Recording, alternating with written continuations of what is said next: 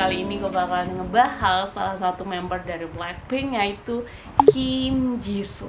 Oke, kita bakal ngebahas di sini masalah kekayaan Jisoo melalui brand doang gitu. Ini brand doang.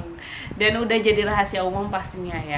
Jadi semua member-member Blackpink tuh dikontrak eksklusif sama brand-brand yang kayaknya kalau untuk beli brand itu, kalau gue sendiri sih kayak mikir gitu ya. Tapi banyak orang yang nggak perlu mikir untuk beli satu bandok yang harga mahal banget itu.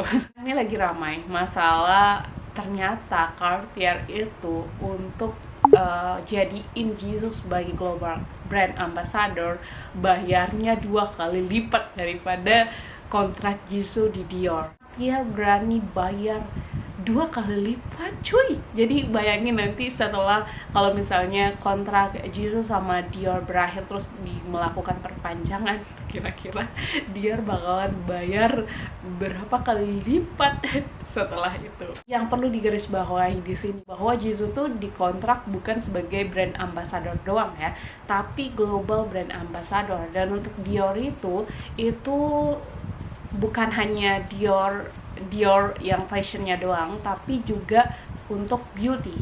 Dan juga ya Cartier juga bukan brand ambassador doang, tapi global brand ambassador. Jadi kayak menyeluruh semua gitu, bukan cuma di Korea doang. Dan tentunya Cartier berani bayar 2 kali lipat bukan tanpa alasan, karena berdasarkan sebuah artikel. Jadi ini bukan artikel ecek-ecek ya. Itu tuh di sana dikatakan setelah terpilihnya Jisoo sebagai Global Brand Ambassador Dior, jadi peningkatan penjualan Dior itu naik 400%.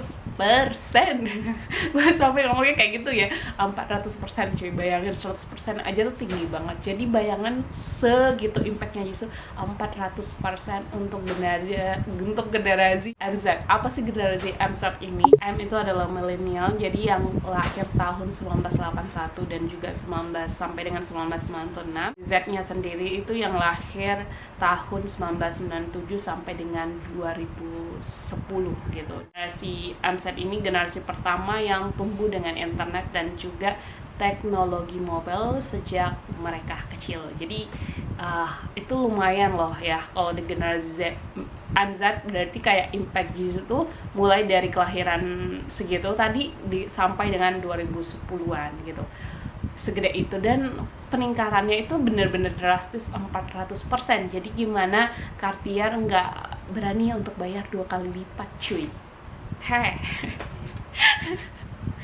Jisoo kalau misalnya agak pusing gitu gimana untuk ngeluarin uangnya, boleh transfer ya ke bling-bling yang lain. Ngomongin sedikit tentang berapa sih kira-kira bayarannya ya. Mungkin kalian jadi kayak bertanya, berapa M ya? Mari kita sedikit mencari-cari artikel, dan gue menemukan artikel yang ini cuman berdasarkan postingan. Jadi bukan berdasarkan berapa bayaran Jisoo pas tanda tangan kontrak. Kalau itu sih kayaknya ya pasti di atas ini ya.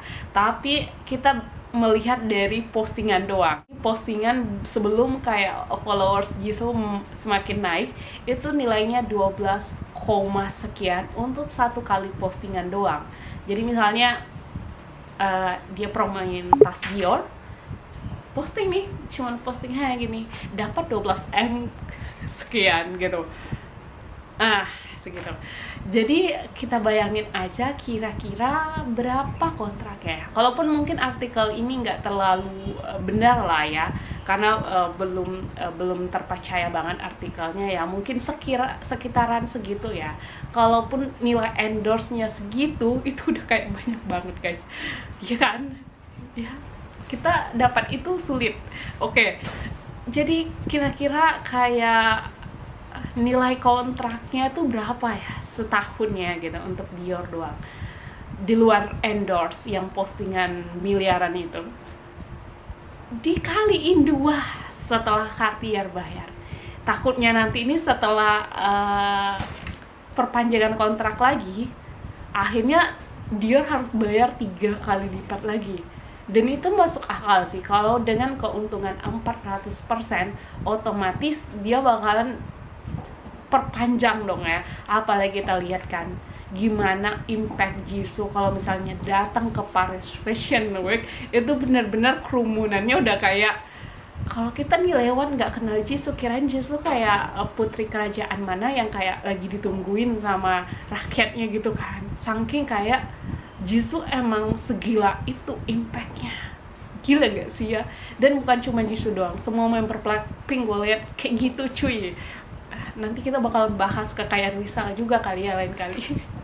Tapi kayaknya untuk kekayaan Lisa juga sempat kita bahas yang masalah jet pribadi. Kalian bisa tulis di kolom komentar. Jadi apa gunanya gue bahas ini? Ini semoga bisa menjadikan bisa ngasih kalian motivasi untuk kalian untuk bekerja keras. Nggak ada yang nggak mungkin. Jisoo untuk bisa sampai di titik itu juga nggak mudah. Dia harus trainee bertahun-tahun, dan selama trainee nggak ada yang pernah cerita kalau trainee itu menyenangkan.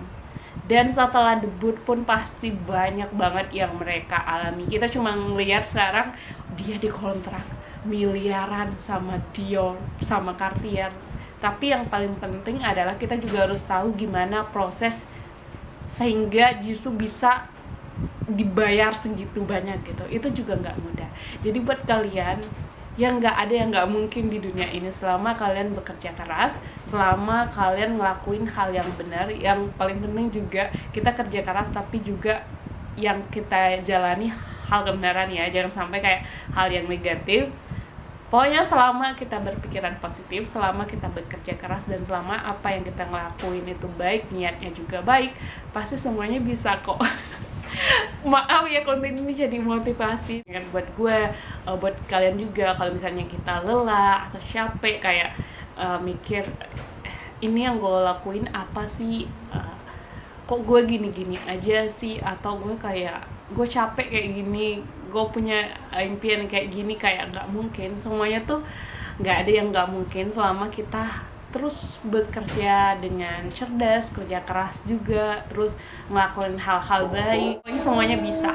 So ya, thank you for watching. Semoga informasi ini bermanfaat dan bisa ngambil sisi positifnya lah ya dari kekayaan Jisoo ini. So thank you, bye.